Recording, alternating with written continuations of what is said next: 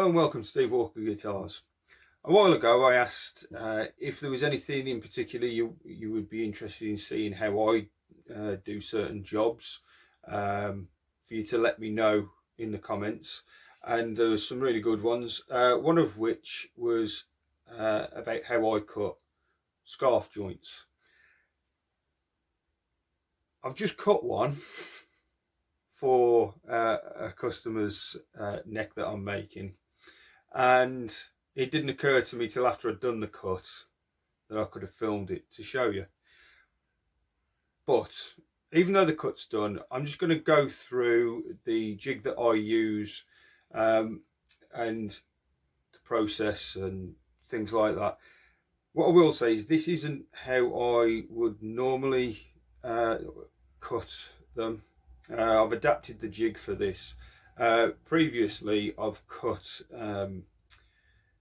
scarf joints on a table saw with this jig, but as it is I don't actually have a table saw to use at the moment, so I've fixed it up so I could use my bandsaw. So anyway, like I say, I adjusted the jig, so this is what I'm going to show you now. Right, so I hope this this angle helps, so you can see everything I'm talking about. It's a very basic jig. There's a 13-degree angle on here. Pencil mark that on first, and then screwed this piece up against into it. Countersunk the screws just to hold it in place. There's a centre line. If your neck is already cut, at least you can square it up then, so you know that you're going to get a nice flat cut across here. This originally didn't have this extra piece on. It was just the flat surface here. As I was saying, I used to I would put this through a table saw, so this flat edge would run against the guide, and then the saw from the table saw would be here, and this would, if you imagine this back edge as where the guide is, the saw would be here, neck blank here, and the saw would cut straight through. Just seen a bit of a demonstration as to how this piece works. Basically, it's the same principle, only for a bandsaw. This edge here sits against the edge of the bandsaw table, and obviously the base of the top of the bandsaw bed sits here. Measured the distance from the edge of the table to where the blade sits, just so that I know that I could put this through. The blade is going to run as close to this edge as possible. So I'm going to show you the neck just to give you an idea. This is the one I've already cut. And basically the neck blank is clamped onto this piece, and originally the head, or where I want the head, overhangs, so it's going to be the other side of the blade. So if you imagine the bandsaw blade coming down here, the guide is against the edge of the bed, and I would be standing that side, obviously not this side. As it's pushed through and the bandsaw is moving, cutting, this moves along, the blade cuts its way through, giving you that cut. So then, move this out of the way. It gives us the two pieces. So if it's flat like that now, or as one piece, when we've cut the angle, if we flip the head, then I have this face, we can now attach the head to the neck, and it gives us the angle we need.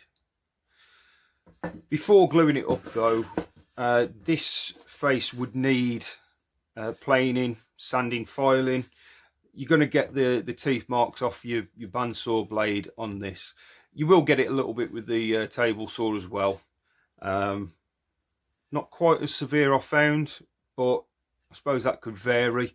But you still need to get this as smooth as possible, so that when you come to glue this up, you know you're going to get a good joint all the way through, no gaps. And then just to make sure, because obviously when you clamp that, you put pressure on it, it's going to slide, or it's going to want to slide. So what you've got to do to counteract that, if you get this lined up and then just put a couple of little holes through into the actual neck piece, through the headstock piece. You could use a couple of like toothpicks or a couple of nails. Just drill the holes wide enough for them, tap them through, and that will give you enough for it to hold. Once you've got your glue on, you line them up, put your pieces in to hold it, then you can clamp it up and it won't move, but you'll get a good joint between the head and the neck. So you want it so you've got no gaps. After this one's done, I'm going to plane this down, sand it down, just so that it actually sits nice, because the fretboard is then going to sit over this. I'll get it here. Wrong way. I'd already slotted the fretboard. It's going to have a Floyd locking nut on this, so I've got to leave enough there. But doing it this way, it means that I've been able to work out how much of the neck I need to leave. I know there's going to be a bit of waste there, but once I've got this together, I know where I'll mark on where the nut is going to be, and then I can put my template on and mark it out properly. It's better to have excess than not have enough. I've made that mistake in the past and ended up with a shorter neck than I wanted. So I've found, cut your scarf joint, providing you've got enough material on the headstock for the head, get it in place, and then cut your shape for your neck afterwards. You should be fine. This is just the way I do it. I'm not saying it's the best way, I'm not saying it's the only way, but it's what I've found works when I haven't got a table saw. I hope that helps. That's how I'm going to be doing this scarf joint. It's not necessarily how I'm going to be doing them in the future. I've found the table saw is always a better, straighter cut. If you're using sort of regular tools, if you've got a CNC machine, you're going to be able to program it so it will cut the angle better, perfect every time. This way, there is going to be, if you're cutting it on a bandsaw or a circular saw, or even by hand if you're using just a regular hand saw, you'll get through it, but you are going to have to level it up. You're going to have to square it up and things like that. I think like I say, the table saw is the better option, and that's what I will be returning to very soon. I am, like I've said before, and I think most of you will agree that build workshops are a continuous upgrade or rearrange, things like that. This one, this workshop, it's a bit of a long job, and having to work in it as well. It's one step forward, two steps back, as the song says.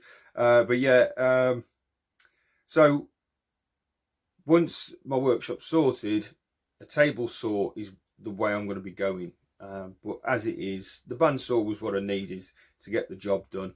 So I've used it once or twice before on necks, and the necks have been fine. The joints been fine. It's just the aftercare you have to give it. You know, plane up the joint. Make sure you've got a good flat join, so that the glue isn't sort of making up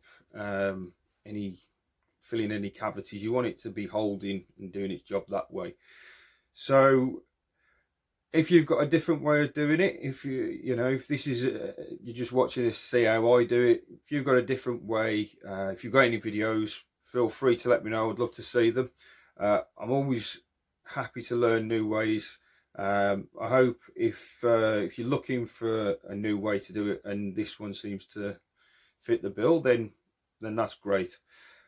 Other than that, I'm going to crack on because I've got to finish this neck. Hope it was helpful, and if you enjoyed it, or if it was helpful, leave us a thumbs up. If you're new to the channel and you want to see more videos like this, then hit the subscribe button and leave me a comment as well. Let me know what you'd like to see. Anyway, you take care of yourselves. See you soon.